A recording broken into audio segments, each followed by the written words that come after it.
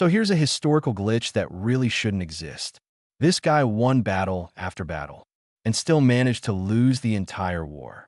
Meet Pyrrhus of Epirus, a military genius, a tactical monster, and the only man in history whose victories were a bad idea. Rome fought him. Rome lost. Rome stood up, dusted itself off, and went, cool, next army. Because that was the problem. Rome had bodies. Pyrrhus had talent. Pyrrhus arrived in Italy with elite Greek troops, brillant formation, and actual war elephants, which for Romans was basically prehistoric PTSD. At the Battle of Heraclea, Pyrrhus won. Roman lines collapsed. Elephants trampled everything. Total chaos. Rome retreated. Pyrrhus celebrated. And then he counted the bodies. His bodies. Veteran soldiers.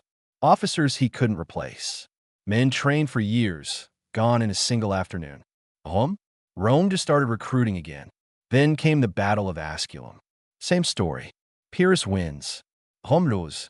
And that's when Pyrrhus says the most honest line in military history. One more victory like this, and we are ruined. Imagine winning so hard that you can't afford to win again. That's a Pyrrhic victory, a win that costs more than a loss. Rome didn't panic. Rome adapted. They didn't care about losing battles. They cared about wearing you down. One army at a time. One season at a time. Pyrrhus was fighting an army. Rome was fighting a system. Every time Pyrrhus won, his army got smaller. Every time Rome lost, their army got replaced. Fresh recruits. New legions. Same stubborn attitude. Pyrrhus tried diplomacy. Rome said no. He tried intimidation.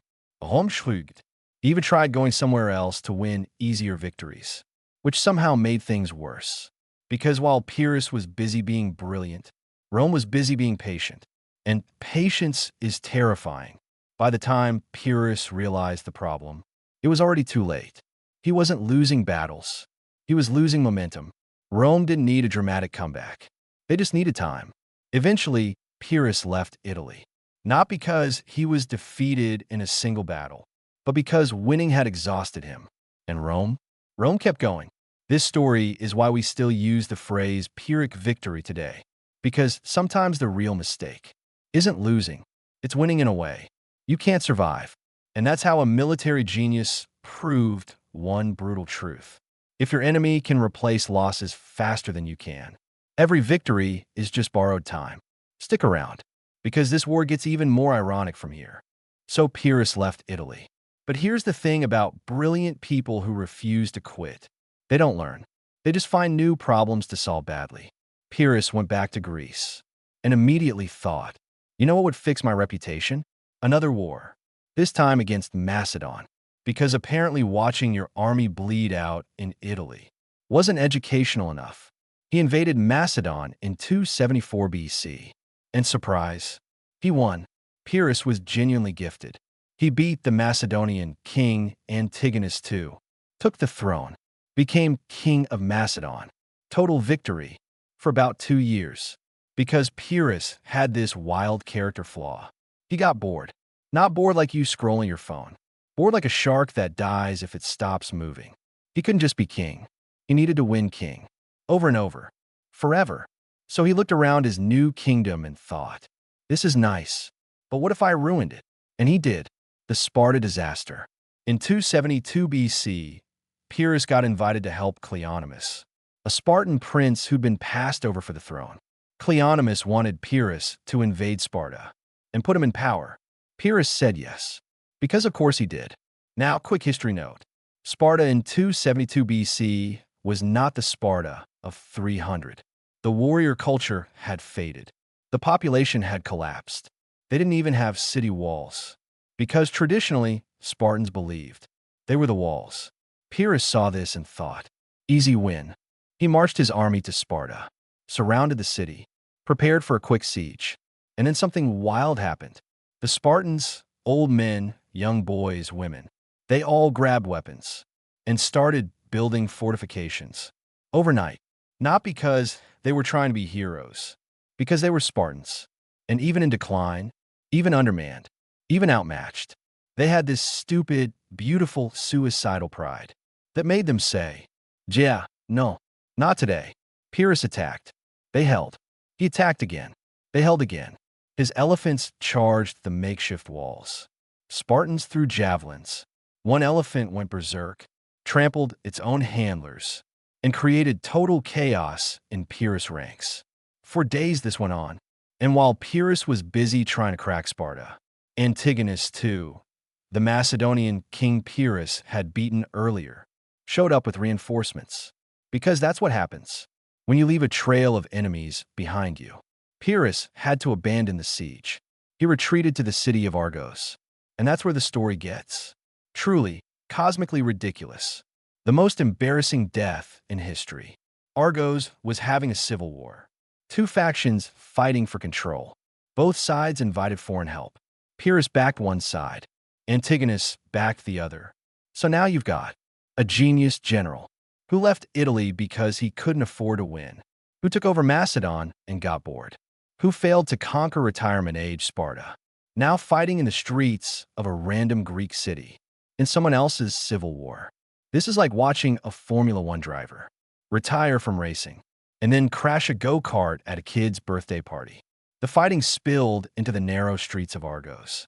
Nighttime, chaos, soldiers crammed into alleys. Pyrrhus was in the middle of it, still fighting, still leading, still brilliant. And then an old woman leaned out of a second-story window, picked up a roof tile, and threw it at him. It hit Pyrrhus in the head, stunned him. He fell off his horse. And while he was on the ground, dazed, a soldier from the enemy's side recognized him and cut off his head. That's it. That's how one of the greatest military minds in history died. Not in a glorious last stand, not defending his homeland, not even in a war that mattered. Killed by a roof tile, thrown by someone's mom. The lesson nobody learned. Here's what makes Pyrrhus tragic. He wasn't stupid. He wasn't cowardly. He wasn't even unlucky. He was addicted to winning. And the problem with that addiction is that winning becomes the goal, not the result of having a goal. Rome understood something Pyrrhus didn't. Victory is just a tool. Rome lost battles all the time. They lost to Pyrrhus. They'd lose to Hannibal later. They lost so many battles. They could have opened a museum, but they didn't care about looking successful. They cared about being successful. And success isn't about how many fights you win. It's about whether you're still standing. When the music stops, Pyrrhus fought like every battle was the last one. Rome fought like there was always another one. Pyrrhus optimized for glory. Rome optimized for survival. And in the long run, survival beats glory. Every single time. The irony gets worse. Want to know the really twisted part? After Pyrrhus died, his kingdom of Epirus slowly fell apart. Macedon went back to Antigonus. His wars in Italy accomplished nothing. His invasion of Sparta failed. His name became a punchline. Meanwhile, Rome? Rome went on to conquer Italy, Carthage, Greece, Macedon, Egypt, Gaul, Spain, the entire Mediterranean. They became the most powerful empire in Western history.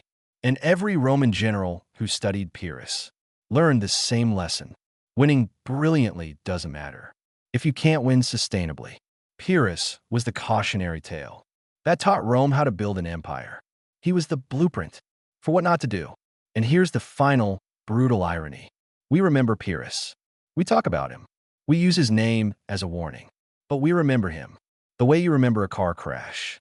Not because it was beautiful, because it was avoidable. What this means for you. Okay, so you're probably not fighting Rome. You're probably not invading Macedon. You're definitely not getting roof-tiled by an elderly Greek woman. But the pattern is everywhere. The startup that grows too fast and burns out. The athlete who wins everything and destroys their body. The person who says yes to every opportunity and ends up exhausted, overcommit, and hollow. Pyrrhic victories aren't just military. They're anytime you win the argument but lose the relationship. Get the promotion but sacrifice your health. Achieve the goal but destroy what made it worth achieving. Pyrrhus teaches us that how you win matters as much as whether you win. Because if the cost of victory is everything you value, then you didn't win. You just lost slower. The question Pyrrhus never asked. Here's the question that could have saved him. What happens after I win? Not during the battle, Not in the moment of triumph. After, when the dust settles, when the crowd goes home, when you're alone with the consequences. Rome asked that question constantly. That's why they built roads. That's why they integrated conquered peoples. That's why they didn't just defeat enemies. They absorbed them. Pyrrhus never asked it. He just fought and fought and fought until there was nothing left to fight for and nothing left to fight with. So here's the truth. Pyrrhus wasn't a failure. He was a warning, a reminder that brilliance without strategy is just expensive chaos. That winning without purpose is just motion. That if you don't know what you're fighting for, eventually you'll realize you've been fighting yourself. Rome didn't beat Pyrrhus. Pyrrhus beat Pyrrhus. Rome just waited. And that's the most Roman thing of all.